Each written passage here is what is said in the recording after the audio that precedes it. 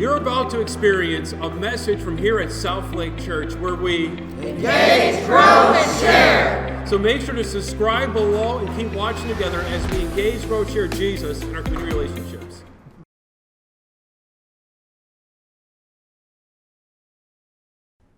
Again, my name is Pastor Rob Bailey here at South Lake Church, and we got a lot of things happening at South Lake this week. This Tuesday is our next P's and Q's. And there's a good chance of what we're going to talk about today, you might have some questions. So join us over at Craft 96, starting at 7. It's okay to come late and just be together and ask those questions and have those conversations. This Wednesday, we'll have a live video that'll be posted up, continuing our devotions, learning about discovering about us as South Lake and these weekly Bible studies. Friday night is our next women's gathering. Amber's excited. Over at Duo. So with all the things you got going on, getting your family taken care of or just keeping your house in order throughout the week and just need a chance to take a break and relax, join our women gathering together this Friday over at Duo. And of course we have Immerse at 8 o'clock Saturday at Noah's Ark. So if you're learning how to read the Bible, be with others as you read through it and learn more about it, join us 8 a.m. and hope to see everybody here next Sunday as we continue through stories. Stories. These last couple of weeks, we've been looking at how God uses different people for His purpose in His story for others. Why? So that we can share our story with other people too. And I know that can be scary and that sometimes can be difficult to talk about that or even start that conversation. So at South Lake, next Sunday night, we're hosting an event where we're actually going to have a person come in and help us work through our own stories. To look back how God has been working through, as one of our members would say, God dots that have happened in our life. And find a way to talk with others. There'll be dinner provided. So if you're interested, next Sunday in the evening, we're going to gather together for learning how to share and tell our stories. And there'll be pizza. So it'll be fun. So check that out. Make sure to sign up for that. But as you've looked, now that we're in the New Testament, we see that God now has come down to be with us in Jesus. And that has affected different people in their lives. And does anybody remember who we talked about last week?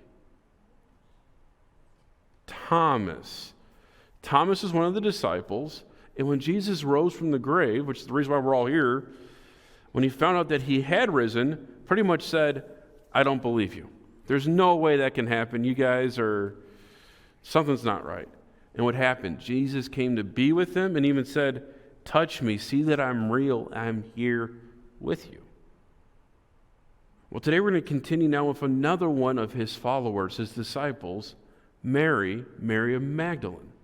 Now, the first thing to start off with is when we say the word Mary, there's actually 6 different Marys referenced in the New Testament. I bring that up because it sometimes can get confusing when you say Mary, who are we talking about? We're talking about Mary Magdalene, a follower of Jesus. Now we use this word Magdalene. Like, why do we call her that? Well, that references that she's from the town of Magdalene. It's on the west side of the Sea of Galilee. It's a fishing village. And actually, for the longest time, we had no record of it. Until a friar, somebody up in the Catholic Church, wanted to build a resort on the Sea of Galilee. So they started digging and excavating, and he got a phone call. We have a problem. They started to find a city underneath all the rubble, all the dirt.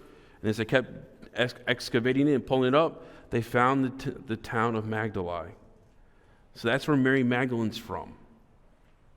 Now, I will share with you as we look at this, is that we're going to be looking at the dangers of things we cling onto that can keep us from being a part of the story or sharing it. Are there things in our lives, in our history, that we've cling to for safety and security? Any examples of stuff that our phones. Chase brought up his phone, so you can cling to your phone. Betsy, what can you cling to? My doggy bear. Yes, your doggy Baron. So your dog, your pet is something you can cling to. What are other things? Juliet. Your kitty cat. But let's face it, when we cling to our animals, our pets, they sometimes look like a way that they can escape. Yep. We might cling a little too hard. Well, I'll be the one to say, sometimes as a kid, you cling to your parents, whether your mom or your dad. I remember about being Philip's and Javi's age. When my mom went to go to a girls' night out, I actually tried stopping her and keeping her leaving the house. Little Robbie, we could have some conversations there. But that was something scary to watch my mom leave. I wanted to cling to her. Now, is it good to cling to things? Yeah, we love them, we care for them. But what happens if we cling either too hard or too long? Addiction, yeah, you can't live without it. In major loss, so you can lose things. Time, what are other things? When you cling on to something for too long, what can happen? You can idolize it. So it becomes your worship. You do everything you want for it. So how about parents? It's great that your kids at one point will cling on to you, and then the teenage years start, and it seems like there's like this opposite polar effect. But what happens if your kids never stop clinging to you? They never leave. They don't grow up. No, this is important to talk about this. Because I realize as a parent, as you watch your children grow, there's a point they need to grow up and leave and go. And it's scary for some. Others are counting down the moments and then changing the locks on the doors. But if you don't let go of the things you love most and care about, it's hard to go and do other things, like growing up, relationships, or even jobs. For some of us, if you're looking at a potential next step in your career, if you cling on to the past or where you're at, will you ever be able to take those next steps? No. And lastly, while I'm bringing this up, as a church, we cling to things. Some things really good. An example of Southlake, we will always teach that who loves you? Jesus. We will cling and hold on to that. You will have to pry my fingers off of that one. But as a church, there are other things we cling to. We normally call those things traditions. And it's really scary when we start to change traditions or try new things. Now, the cool part about us here at Southlake, y'all, all of us, have let go of things that we normally cling on to be a part of helping start something. You are brave people, not just putting up with me, but what we do here on Sundays together as we start worshiping together, you've had to let go on other things to be part of this.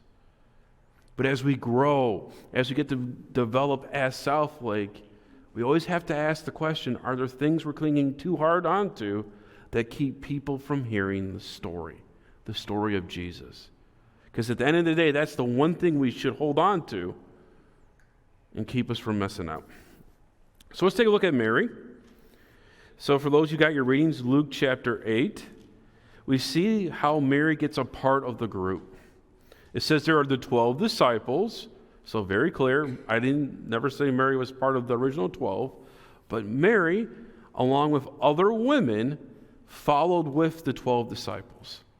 I would make an argument, they're all disciples of Jesus, but they had a purpose. They took care of Jesus and everybody. Now what's special about Mary, it says that she had 7 demons and she was healed. That Jesus cast them out, and because of her healing, she realized who Jesus was and was with him, his ministry, and helped serve them. Has anybody ever seen The Chosen? It's an app and a video series. They start off really hitting this point that Mary was somebody healed by Jesus from a demon. By the way, the name they give, we can talk about that in P's and Q's. But they heal her, and then she ends up becoming kind of like the den mom or the homeroom mom of taking care of all the disciples and Jesus. which kind of goes to show that as much as all of us guys think we can do everything, it takes a good woman to keep us in line.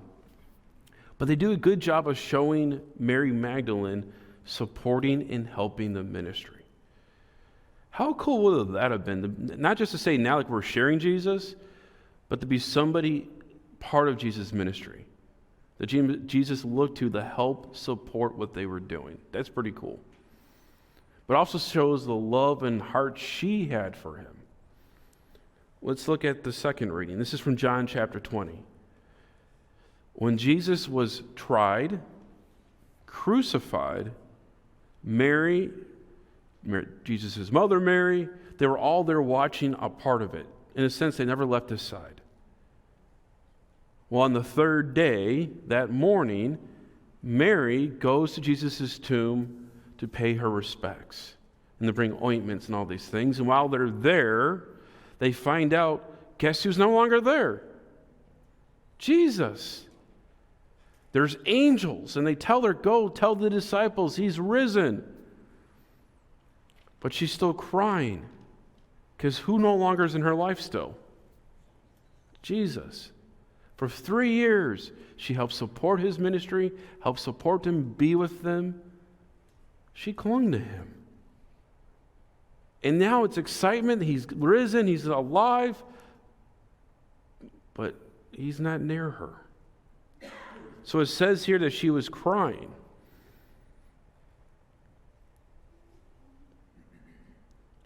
And then Jesus, in the Garden Caesar, says, "Dear woman, why are you crying?" Jesus asked her. "Who are you looking for?" Again, there's God asking questions. She thought he was the gardener. "Sir," she said, "if you've taken him away, tell me where you have put him, and I will go and get him." Again, she is so excited that this is happening. She wants her teacher, this Jesus who she's been with. And then he says, "Mary." And with that, that's when she realized who was talking. Rabboni. And she came to him. And the key thing here, 17. "Don't cling to me," Jesus said, "for I haven't yet ascended to the Father. But go, find my brothers and tell them I'm ascending to my Father, to your Father, my God, and your God." So now we're kind of caught up from last week, where Thomas was at the resurrection, so here we see Mary with the resurrection. But a question was asked, why did Jesus tell Mary, "Don't touch him," yet the following week, Jesus will tell Thomas, "Touch my hands"?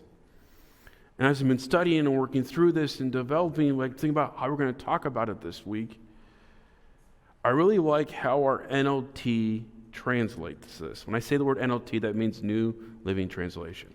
If you grew up with the NIV, the King James, or even the ESV, it'll say Jesus said, "Don't touch me," which that's what it says in Greek. But the NLT takes more of what it's actually trying to say is not that don't touch me, don't cling to me. Because when Mary realized it was Jesus and she said Rabboni, what do you think she probably did? Touched him, hugged him. So why would Jesus say this? Well, he allowed Thomas to touch him, so that doesn't make sense, right? He can touch me, she can't. Okay. He says, "I'm going to ascend to my Father." Well, if you read the story about Jesus, in 40 days, he will ascend. We call that ascension. Well, that's not for 40 days. So that's not what's happening here. And as Lutherans, we really believe the importance, when we're kind of confused about a reading, what does other scriptures say? And that helps us put this all together. So for those of you who have the app with you, Matthew 28, 5 through 10 is Matthew's account of the resurrection. I'm going to share these words. As a woman ran to the tomb, the angel was speaking to him, "Now go quickly, tell the disciples he's risen from the dead. He's going to you in Galilee. He will see you there. Remember what I've told you." All right, so the angel tells good news. Jesus is risen. Go tell the disciples. And then verse 8. The women ran quickly from the tomb. They were very frightened, but also filled with great joy. And they rushed to give the disciples the angel's message. And as they went, Jesus met them and greeted them. They ran to him. Right? So far it makes sense, right? You see that Jesus is alive, you're going to go to him. But then the key words here. They ran to him, grasped his feet, and worshiped him. The better way of picturing what's happening in our reading today, as Mary sees Jesus and realizes it's the teacher, she gets down on her knees, grabs his feet, and starts worshiping him. So if you picture that scene with Mary at his feet, Jesus is saying, Mary, don't cling to me. I'm not leaving yet. I'm not ascending yet to my Father. It's okay. You need to go and tell the disciples. This is less a prohibition or him telling you stop it and making a point. Mary, you need to go and tell people. I haven't left yet. I'll be here for a while. I'm going to ascend soon. But for the moment, I need you to stop clinging and share the message. That's how I read this message. That's why he says or don't cling, where in a week later he'll tell Thomas, touch me. Because Mary had a job to do. And as much as she wanted to stay there and worship him and be with him, God had a mission for her to go tell others. As you reflect and think about our message this week from these readings, we see a Lord who says, I love you, I am with you. But I also have a mission for you to follow and go through. And that mission, that we're all a part of that, just like Mary is. And it's really easy to feel like we need to cling to something and be to someone to make that happen, and forget that we need to share the good news of Jesus. Jesus had a plan for Mary. For us in our lives, as we look at this awesome news of a God who loved us and resurrected for us, are there things that we're clinging on to that keep us from sharing that story of him? Are there things that we do on a weekly basis that keep us from telling that story, that keep us from getting up and following him? Because it's really easy to cling instead of go and share that good news. At Southlake, we engage, grow, and share. The reason why we have 3 different things we say is so that we can spend time clinging and being with him, engaging that relationship.